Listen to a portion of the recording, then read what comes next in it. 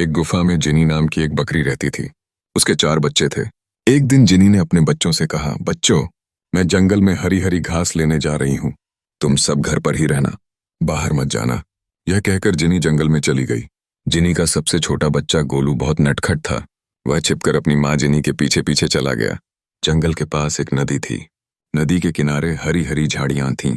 गोलू वहां पत्तियां खाने लगा। जिनी आगे निकल गई। उसी नदी के किनारे पर एक भेड़िया आराम कर रहा था।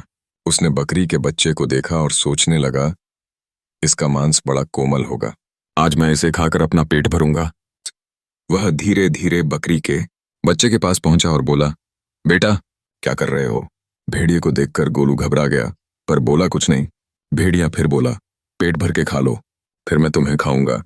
तभी गोलू के दिमाग में एक विचार आया। वह भेड़िए से बोला, मामा जी, मेरी माँ आपके गाने की बहुत प्रशंसा करती हैं। पहले आप मुझे एक गाना सुना दो, फिर मुझे खा लेना। यह सुनकर भेड़िया बहुत खुश हुआ। वह आंखें बंद करके ऊंची आवाज में गाना गाने लगा। अवसर पाकर गोलू एक घनी झाड़ी के पीछे छिप गया। कुछ दूरी पर शिकारी कुत्ते जा रहे थे। जब शिकारी कुत्तों ने भेड़िए की आवाज सुनी तो वे उसकी ओर दौड़ पड़े। शिकारी कुत्तों को अपनी ओर आता देखकर भेड़िया घबरा गया और अपनी जान बचाकर भागा। गोलू ने घर पहुंचकर अपनी माँ को सारी घटना बताई। जिनी ने गोलू को समझाया, बेटा, यदि तुम मेरी बात मानते तो ऐसा ना होता, लेकिन तुमने कठिनाई के समय में भी बुद्धिमानी से काम लिया और अपनी जान उस भेड़िए से बचा ली। इससे मैं बहुत प्रसन्न हूं। गोलू अपने के पर बहुत शर्मिंदा था।